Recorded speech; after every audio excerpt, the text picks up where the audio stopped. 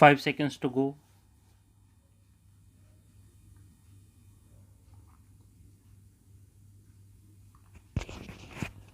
Start. Sir, there is also the very big responsibility of the foreign trade to meet the minimum requirements of the country, especially requirements of essential goods of mass consumption, which may be in short supply from time to time, to save our people from the evil effects of profiteering when such a situation arises. In this, the strategy you have adopted is, as my distinguished friend has pointed out, merely to rely on one single agency, and the single agency seems to be getting bigger and bigger every day, a giant who is becoming more and more inefficient. Now, I would like to say a few words about the direction of our trade in times to come, in the foreseeable future, about Russia, USA, EEC countries, and Japan will continue to be our major partners in foreign trade. There is no doubt in my mind. But surely we should aim at our neighboring countries. I would in this connection draw the attention of the Commerce Minister to the fact that our trade with every single neighboring country in South Asia has declined. This is a sad commentary. It is a bad state of affairs. It is not a good augury for the future we envisage for this zone. I would like the Commerce Minister to plan steadily in a manner so that we do not compete against Bangladesh or any of our immediate neighboring countries such as Sri Lanka. Together, we should develop a strategy of going along with them. We should build up such capacities so that there is more exchange of goods between our country and our neighboring countries. Export subsidy has been mentioned. I find that in a few years' time, from a paltry sum of rupees 35 crores, the subsidy has come to over 600 crores. How long shall our foreign trade need this crutch?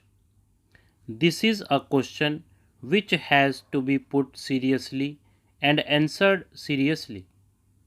Any type of trade which cannot stand on its own without subsidy, even for 5 years or 10 years, should be taken off the list.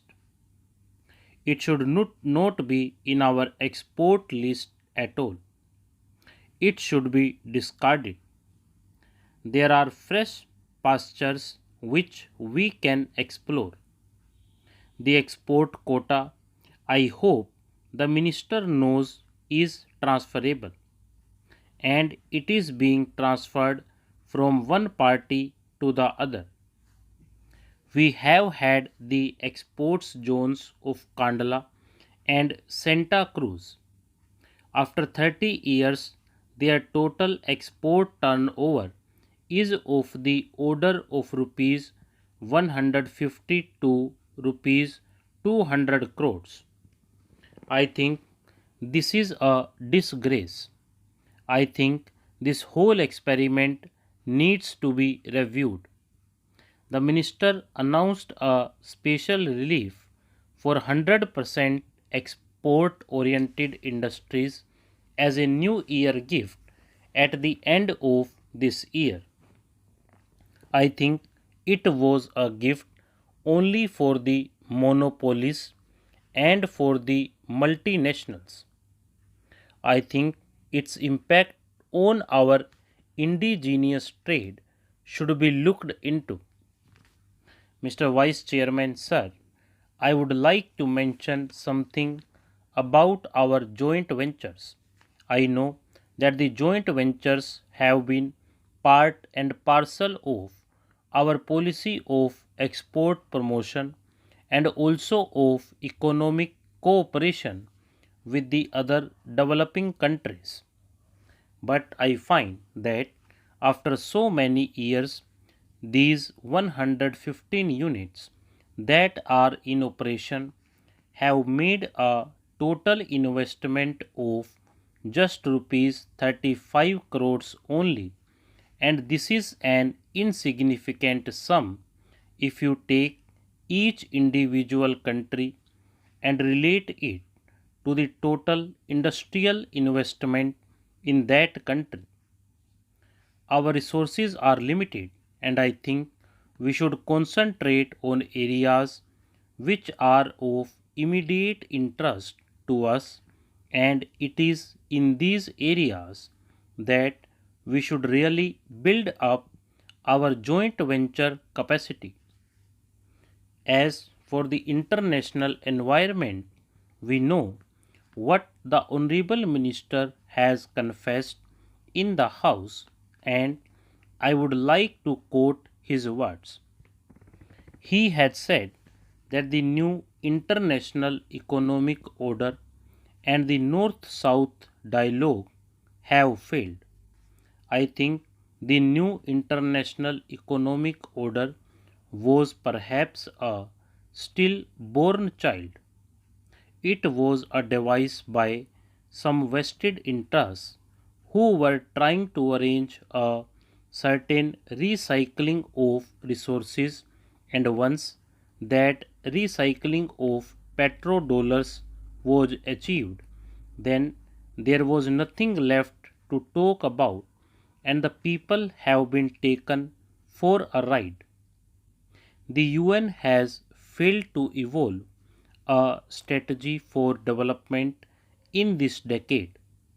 The technical cooperation among the developing countries has failed to take off. The UNCTAD and the ESCAP are today the responsibility of the Ministry of Commerce, and they have given birth to a plethora of committees and subcommittees and working groups and expert committees and what not.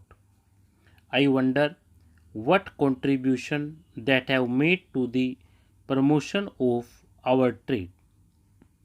Sir, I feel that the Ministry of Commerce should not waste its time in dealing with these organizations, otherwise, it shall be too late to correct the imbalance in our trade, which is becoming bad to worse. Stop.